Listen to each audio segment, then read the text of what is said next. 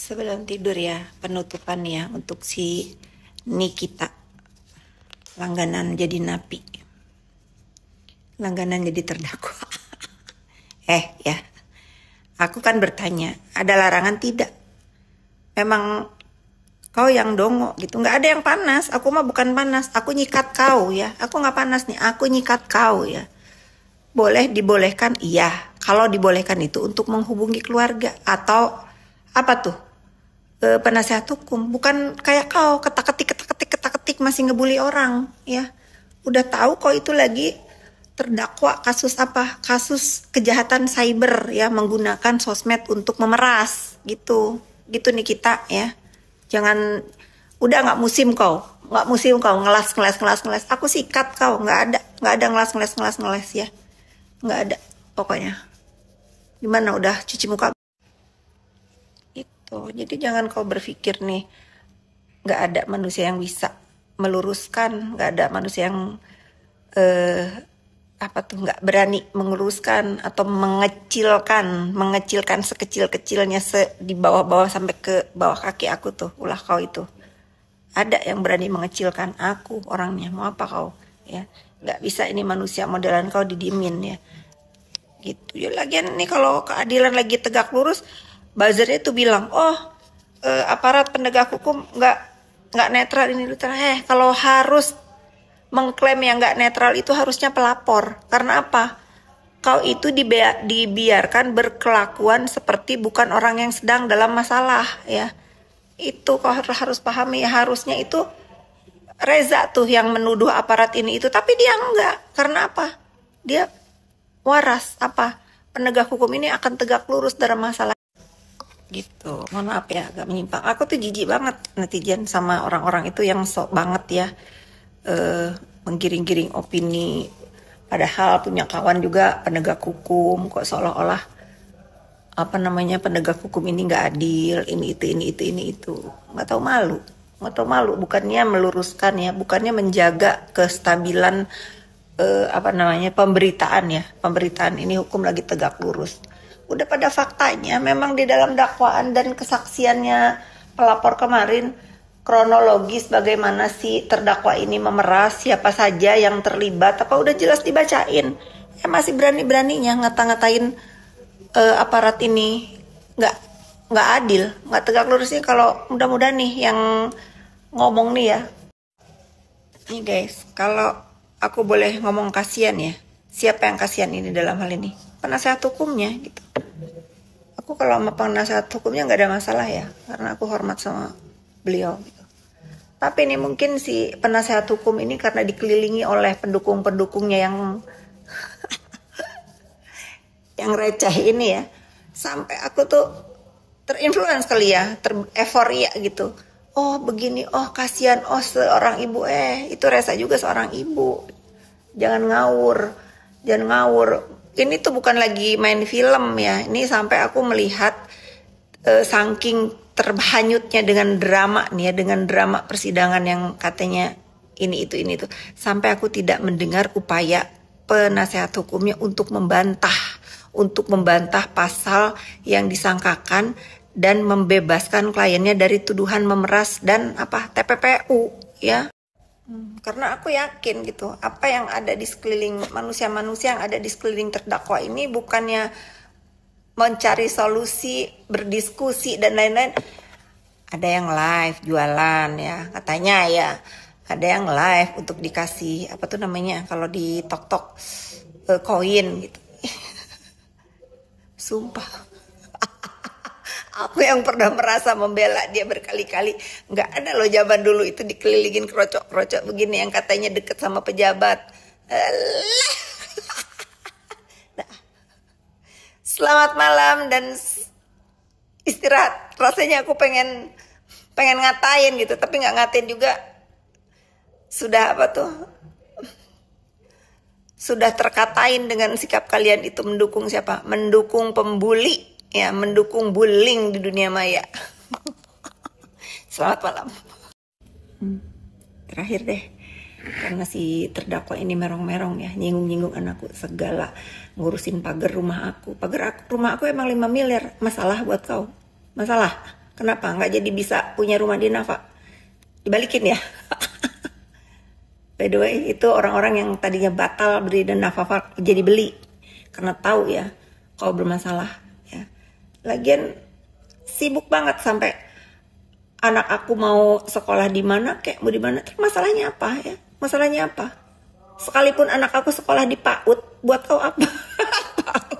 Buat kau apa terdakwa? Mendingan itu anak kau urusin tuh, yang sekarang ada di mana. Kasian ya, kasian. Kenapa? Kenapa dia nggak bisa masuk ke rumah kau lagi itu karena apa? Karena kau takut kalau anak kau itu berbuat sesuatu yang di pikiran kau itu untuk merusak adik-adiknya. Yang sudah pasti merusak anak kau itu ya udah kau, ya bukan anak kau yang paling gede, bodoh. Jadi jangan so iye, jangan so oke ya.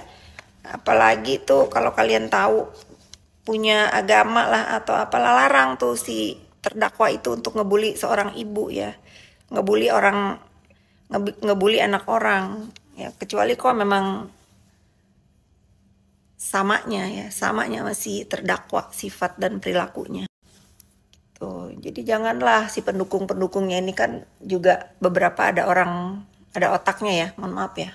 Gak usah lah menggiring-giring opini bahwa kan pendukung-pendukung si terdakwa Nikita ini, aku tidak akan berhenti bersuara untuk keadilan, baik itu di dalam lapas, baik itu sebelum sidang, baik itu sikap terdakwa dalam menjalankan persidangan ini.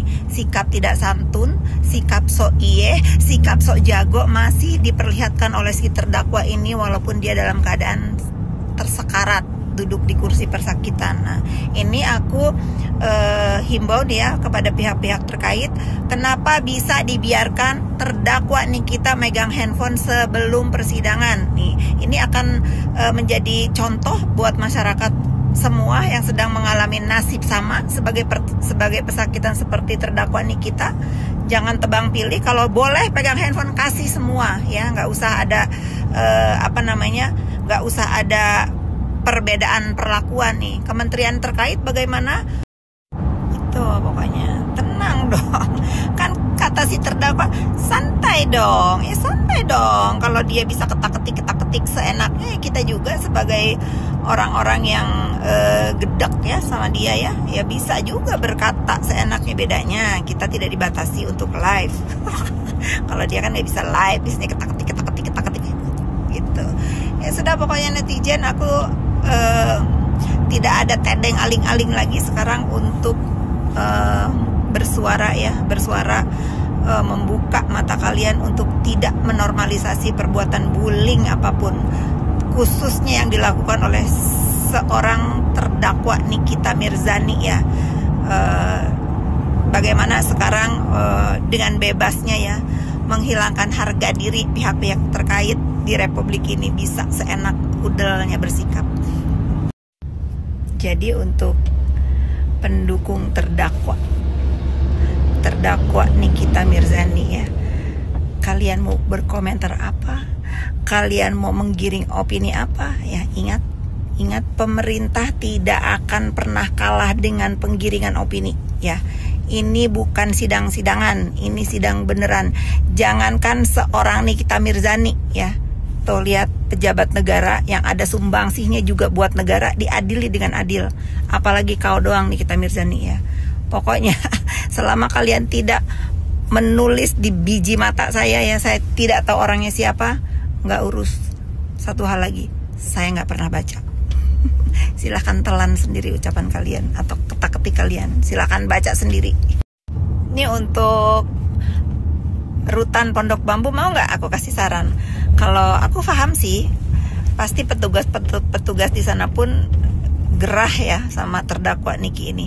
Kalau kalian nggak mau ngewarah Niki itu, kalian pindahin tuh Adrina Izazega yang ada di Rutan Malang Kepanjen, pindahin deh ke Pondok Bambu, biar dia yang ngedidik Nikita.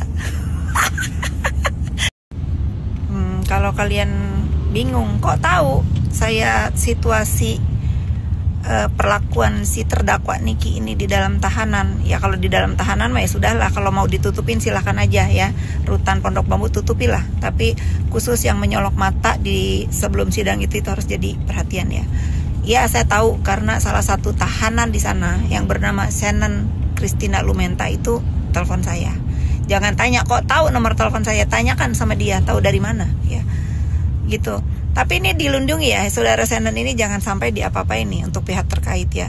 Sampai tadi malam salah satu teman saya menceritakan bahwa ayah saudari Shannon ini memohon bantuan untuk saudara Shannon ini dipindahkan tahanannya dari rutan Pondok Bambu, entah dipindahin kemana. Karena apa? Karena udah nggak tahan di abuse sama terdakwa Nikita. Itu informasinya, silahkan cross check. Kalau ada yang bilang aku selalu bikin hashtag stop bullying, iya stop bullying ya. Kalau aku ikut-ikutan membalas ya orang-orang yang menjadi buzzernya si terdakwa ini yang ngebully aku balas misalnya dengan bully juga, itu aku tidak mencontohkan ke kalian. Aku sekarang mirroring si terdakwa Nikita ini karena dia tidak berhenti untuk seolah-olah dia menjadi orang yang paling ditakutin, yang paling didengar suaranya. Nggak bisa ya. Kalau kalian bisa lihat ya, beberapa yang tadinya buzzer ikut-ikutan menghina aku, mereka pada tobat. Contohnya siapa? Kim. Akhirnya apa? Mengerti bahwa apa yang dilakukan itu salah. Siapa lagi? Yolo misalnya. Yolo secara tidak sengaja, saat itu ada teman aku lagi video call sama dia, tiba-tiba handphonenya dibalikin ke aku, dia stop ngebully. Karena apa? Dia tahu aku nggak pantas digituin ya. Aku sikat dalang. Harusnya nih ya, kalian nih pejabat negara yang berurusan dengan urusan yang sedang menjerat terdakwa Nikita, harusnya kalian malu kalau atensi terdakwa Nikita ini. Karena apa? Dia bukan contoh yang baik untuk republik ini. Kalau masih ada yang mengatensi atau memberi fasilitas, mempermudah urusan si terdakwa ini, harusnya kalian malu ya. Dan kalian tahu kalau kalian punya anak cucu, mau kalian punya contoh seperti Nikita itu, mau anak cucu kalian nyontoh apa yang Nikita lakukan ya. Ini siapapun yang melindungi Nikita, aparat penegak hukum yang digaji oleh rakyat ya, aku doakan ya anak cucu kalian kayak Nikita. Aku sih nggak masalah ya kalau para penegak hukum atau yang terlibat urusan penjara ini, kalau kalian itu mau punya ada rasa empati, rasa kemanusiaan, tuh orang-orang yang melahirkan di dalam sel, orang-orang yang membawa anaknya ke dalam sel, itu yang harus kalian kasih fasilitas yang enak, bukan terdakwa yang udah kita semua tahu bukan menjadi contoh yang baik buat negeri ini. Dah ya, aku podcast dulu. Nantikan podcast aku sama siapa, tunggu aja. Macet guys, Jakarta. Terdakwa Jakarta lagi macet, ada konser, ada bazar di ibu kota ini. Sambil macet, melaporkan suasana jalan di ibu kota malam ini ya. Yang terdakwa hanya bisa ngintip-ngintip dari ponsel yang diselundupkan, konon katanya. Nggak apa-apa, tapi asik sih. Asik sih kalau terdakwa itu ngintip-ngintip ocehan aku ini, dia cuma bisa ketak-ketik ya. Tapi mohon maaf nih untuk para buzzer pendukungnya, kalau komen-komennya tak hapus ya, karena udah tak kasih tahu kalau mau buang sampah di akunnya sih terdakwa aja ya, jangan di sini itu khusus untuk yang bersih-bersih dan untuk yang pintar. Kalau sampah buanglah pada tempatnya ya, itu di akunnya sih terdakwa.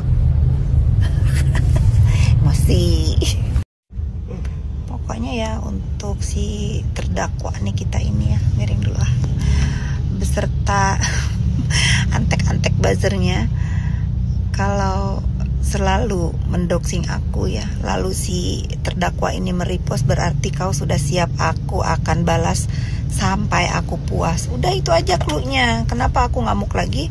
Ya karena dia attack anak aku gitu. Udah tahu kan kalau sekarang urusannya dia ngebully aku aja, aku nggak berhenti mulut aku, apalagi kalau sampai anak aku ya dibawa-bawa lagi. Entah ini sampai berapa lama ke depan aku akan berhenti. Nggak peduli aku, kalian jangan giring opini siapa yang ngerekam, nggak peduli aku. Kalian mau giring-giring opini, akulah yang ngerekam, nggak peduli. Yang penting ini ya, pihak yang berwenang mengawal si terdakwa ini harus lebih waspada lagi ya, jangan ada ketimpangan perlakuan. Sebetulnya kurang smart nih buzzer terdakwa ini, koordinator buzzernya ini. Sebetulnya kalau kalian smart ya, aku udah warning ke kalian ya.